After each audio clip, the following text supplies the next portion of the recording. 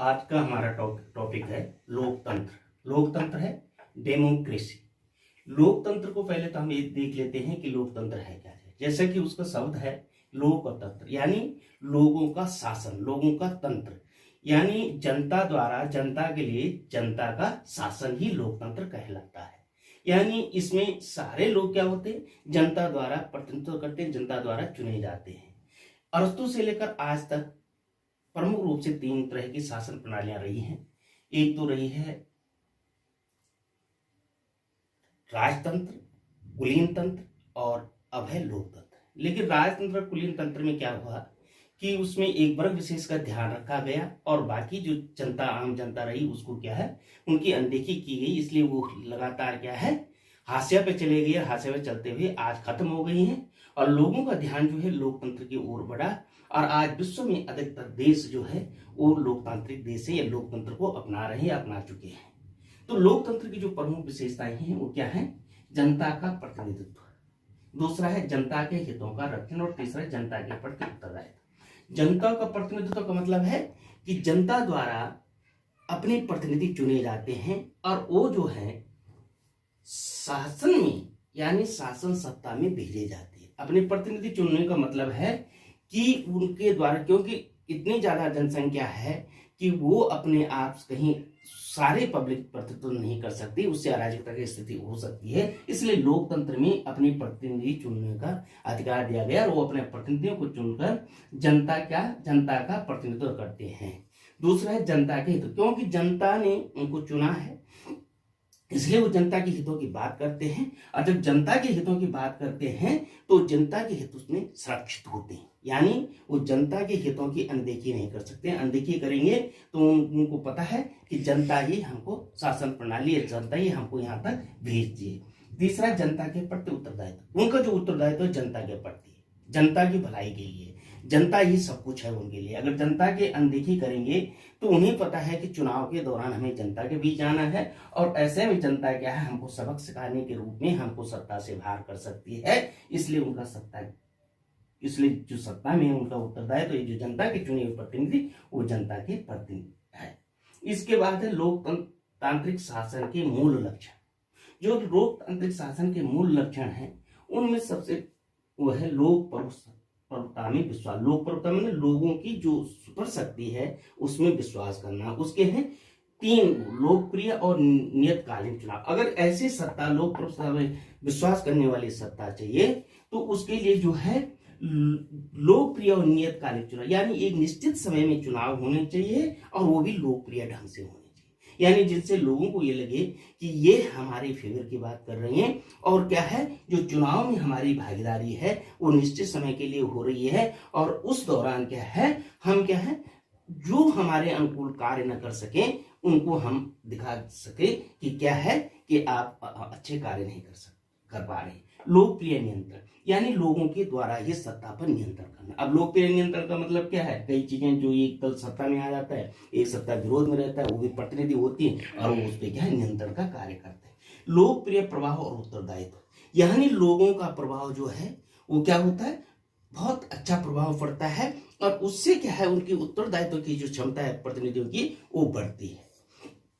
दूसरा है राजनीतिक और नागरिक समानता। आपने देखा होगा कि राजनीतिक और नागरिक समानता का मतलब है कि जो राजनीति के तौर पे हमको अधिकार दिए गए हैं, आपने देखा होगा कि राजनीति के तौर पे हमको जैसे अधिकार क्या दिए जाते हैं कि चुनाव मत दे सकते हैं, चुनाव लड़ सकते हैं, सरकारी पद धारण कर सकते हैं और नागरिकता के आधार पे हम संगठन बना सकते हैं, भाषण कर सकते हैं, व्यक्ति की स्वतंत्रता, ये सारी चीजें एक समान हमको दिए गए हैं। व्यक्ति के व्यक्तित्व का सम्मान और गौरव, आपने देखा होगा कि इस स्थिति में जो व्यक्ति हैं उसमें उनका व्यक्तित्व का गौरव बढ़ता है, उनका सम्मान होता है, क्योंकि क्या है, लोकतांत्रिक शासन प्रणाली में सबको अपने बोलने का अधिकार, सबको कार्य करने का अधिकार, सबके पास क्या है, अधिकार दिए गए हैं। इसलिए उनके सम्मान का और गौरव का ध्यान रखा जाता है। मानवीय विवेक में विश्वास, ये जो मनुष्य है, मनुष्य क्या है, एक सामाजिक प्राणी है, उसके विवेक पर विश्वास किया जाता है। विवेक का मतलब है उसकी भावनाओं, उसकी भावनाओं का कदर किया जाता है, उसका आदर किया जाता है और उसके आधार पे ही उसमें क्या है, विश्वास पैदा किया जाता है। बहुमत का शासन। आपने देखा होगा कि क्या है, लोकतंत्र में क्या होता है, जनता के बीच प्रतिनिधि जाते हैं, उम्मीदवार जाते हैं, अलग अलग दलों के जाते हैं और वो चुनकर आते हैं। जो बहुमत में आता है, जो ज्यादा संख्या में आएंगे वो सरकार बनाएंगे, जो कम संख्या में आएंगे वो क्या करेंगे, विपक्ष में रहेंगे। जो सत्ता बनाएंगे, सब बहुमत में रहेंगे, वो शासन करेंगे और जो विरोध में रहेंगे वो उन पर नियंत्रण पाएंगे। क्योंकि क्या है, अगर कोई विरोधी नहीं होगा, लोकतंत्र में भी कोई विरोधी दल ना हो, ये विरोध कमजोर होगा, तो क्या है, जो सत्ता में आया हुआ दल है वो क्या है, तानाशाही हो सकता है और वो अपने हितों की अनुसार ही कार्य कर सकता है। शक्ति विभाजन, न्यायपालिका की स्वतंत्रता। इसमें ये एक चीज ये भी है कि ये देखा जाता है कि शक्तियों का विभाजन किया जाना है और शक्तियों के विभाजन के साथ साथ क्या, न्यायपालिका की स्वतंत्रता होनी चाहिए। यानी जो सत्ता है उसकी प्रभाव क्षेत्र में न्यायपालिका को नहीं होना चाहिए। क्योंकि नहीं होती है, क्योंकि उससे क्या है, न्यायपालिका निष्पक्ष निर्णय नहीं ले सकती। इसलिए क्या है, शक्ति का विभाजन विकेंद्रीकरण।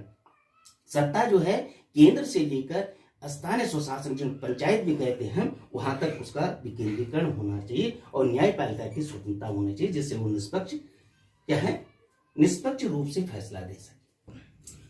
लोकतंत्र के गुण। लोकतंत्र के गुणों में क्या है, जन कल्याण की साधना। यानी इसमें जो गुण है लोकतंत्र के वो ये है, इसमें जन कल्याण की भावना के आधार पे हमारे प्रतिनिधि कार्य करते हैं। यानी जन भावनाओं को आगे रखकर जो लोग हैं, जो जनता है, जो जनमानस है, जो समाज है, उसकी भावनाओं को आगे रखकर ही कार्य किया जाए। ये नहीं हो सकता है कि जन भावनाओं की अनदेखी की जा सके। दूसरा है सर्वाधिक कार्यकुशल प्रशासन। क्योंकि ये लोगों के बीच से चुनकर आते हैं और कई लोग चुनाव लड़ते हैं, इसलिए लोगों में उसमें छांटने की विकल्प रहता है, तो वो अच्छे से अच्छे जो उम्मीदवार हैं उनको चुनाव जिताकर भेजते हैं, जिससे कि उनकी कार्यकुशलता और प्रशासन में उनकी जो वो है भागीदारी वो अच्छी हो सके, वो अच्छा कार्य कर सके। सार्वजनिक शिक्षण का कार्य, जो लोकतंत्र है वो सार्वजनिक शिक्षा का माध्यम भी है। वो सार्वजनिक शिक्षा के लिए प्रचार प्रसार करता है, एडवर्टाइजमेंट करता है, रैलियां करता है, सम्मेलन करता है, उसके माध्यम से लोगों को क्या है, शिक्षा भी देता है। मनोविज्ञान के अनुपात, क्योंकि मनोविज्ञान क्या है, आदमी का मस्तिष्क क्या है, ये सामाजिक प्राणी है। वो ये सोचता है कि मुझे वोट देने का अधिकार है, मैं वोट देता हूं, मैं अपने अनुकूल अपने हिसाब से ही अपनी प्रतिनिधियों को चुनता है, इसलिए उसे मनोविज्ञान के रूप से भी उसके वो अनुकूल माना जाता है, उसके हिसाब से माना जाता है। जनता का नैतिक उत्थान। आपने देखा होगा हर बार हम कहते हैं कि लोगों ने अपनी नैतिकता खो दी, नैतिकता नहीं रही, कुछ भी बोल देते, लेकिन लोकतंत्र में जनता क्या है, नैतिकता का उत्थान होता है।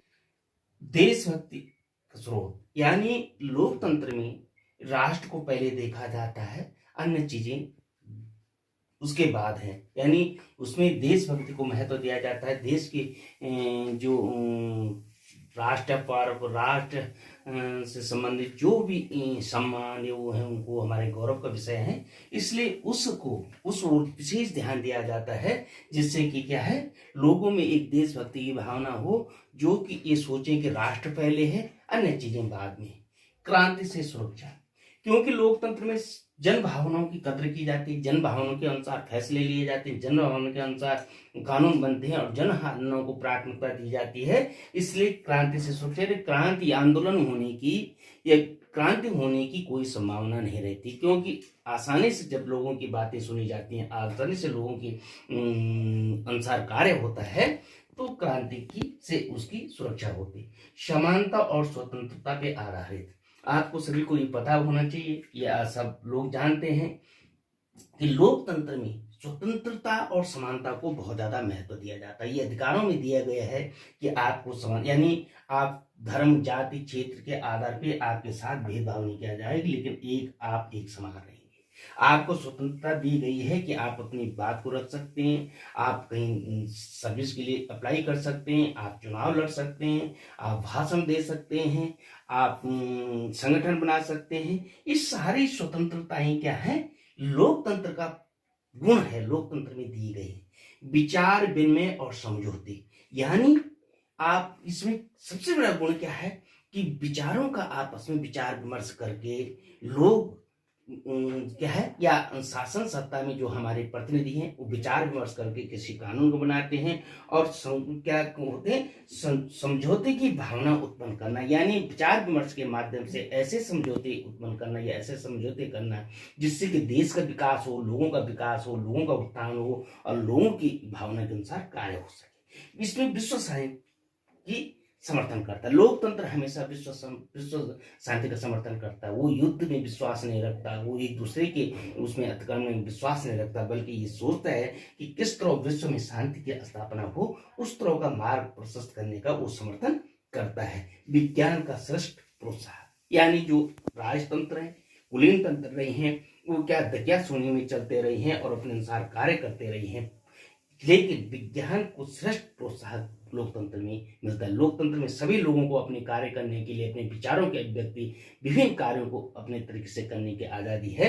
इसलिए विज्ञान को भी यहाँ प्रोत्साहन दिया गया है कि विज्ञान के आधार पे जो नई नई खोजें, नई नई चीजें, नई नई रिसर्च होता है, उससे देश का हित किस प्रकार का हो, उसके लिए प्रोत्साहित भी किया जाता है। अब है लोकतंत्र के दोष, यानी लोकतंत्र के है उसमें गुण ही नहीं है, उसके काफी कुछ दोष भी है। जो आलोचक हैं वो क्या क्या बोलते हैं, क्या क्या कहते हैं, यह है, वो कहते हैं कि अयोग्यता की पूजा यानी मूर्खों का शासन।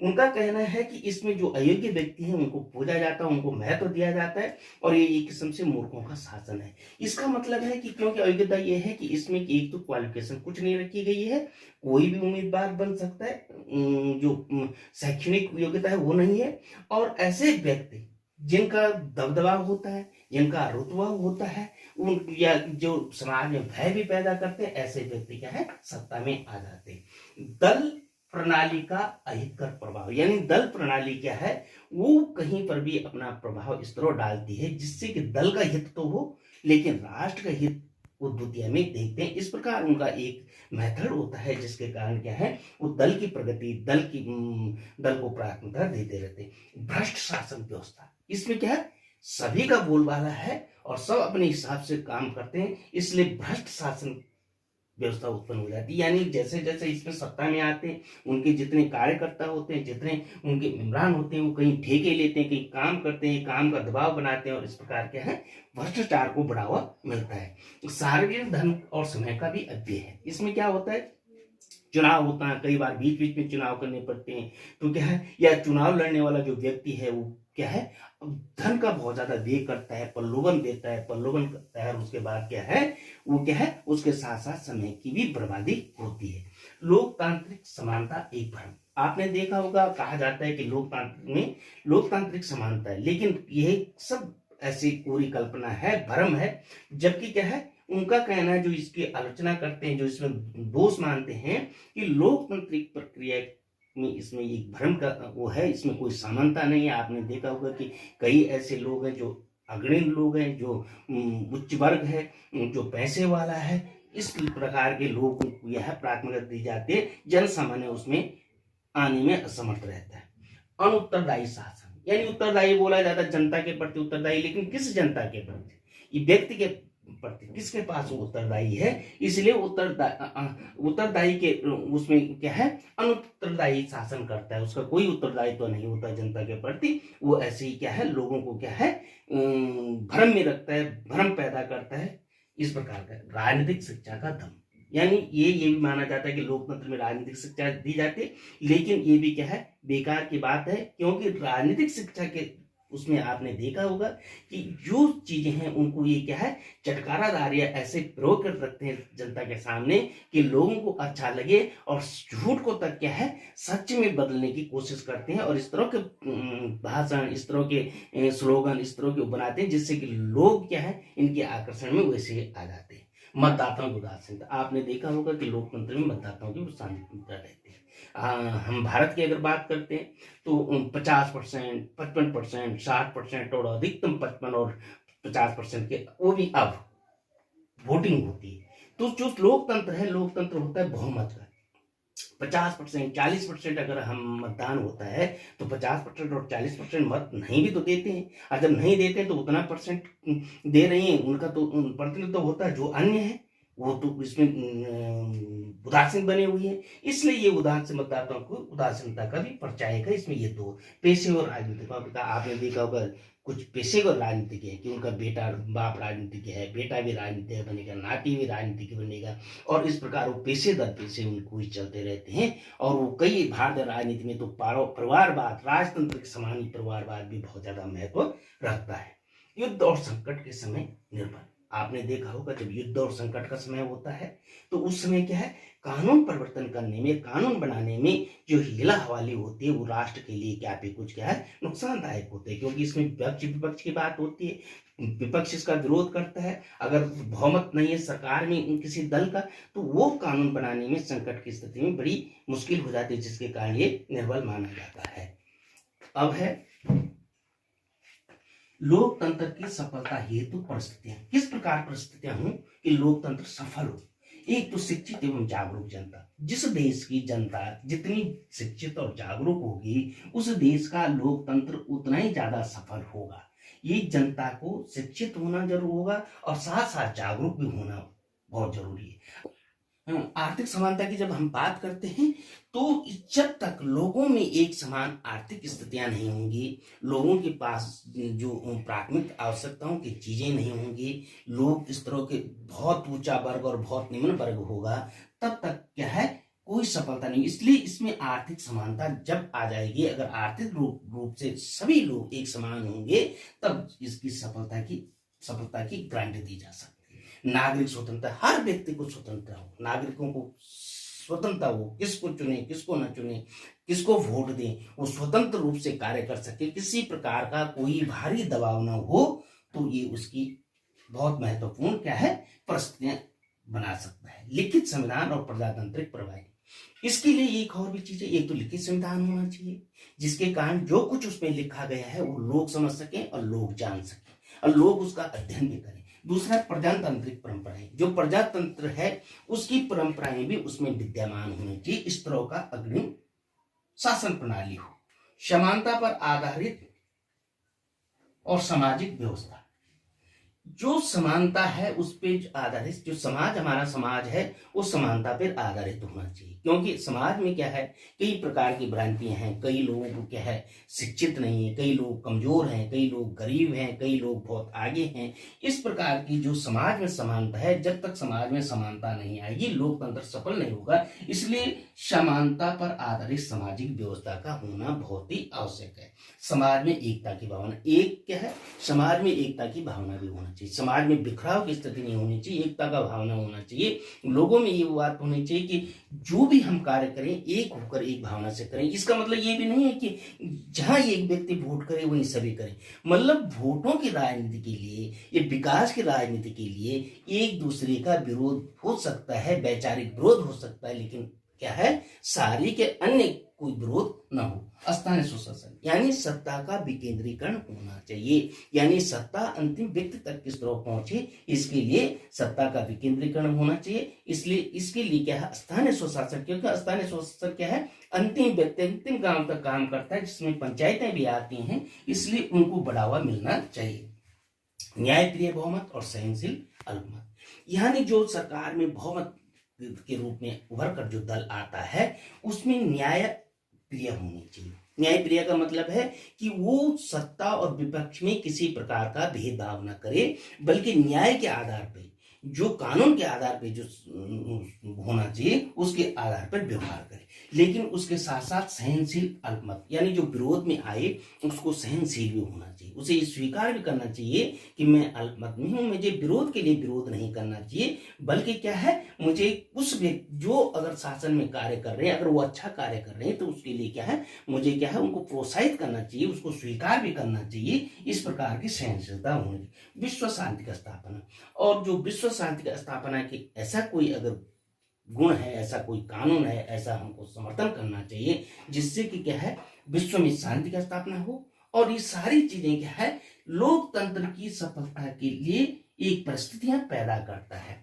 कुल मिला के हम अगर देखते हैं लोकतंत्र जो है लोगों का शासन प्रणाली है, और आज के टाइम में जो अगर हम देखते हैं तो लोकतंत्र विश्व के सबसे ज्यादा देशों में स्थापित हो चुका है, और जहां जहां स्थापित नहीं हुआ, वहां के लोग भी क्या है, लोकतंत्र की मांग कर रहे हैं कि हमारे यहाँ भी लोकतंत्र होना चाहिए और लोकतंत्र के आधार पर शासन प्रणालियां चलनी चाहिए।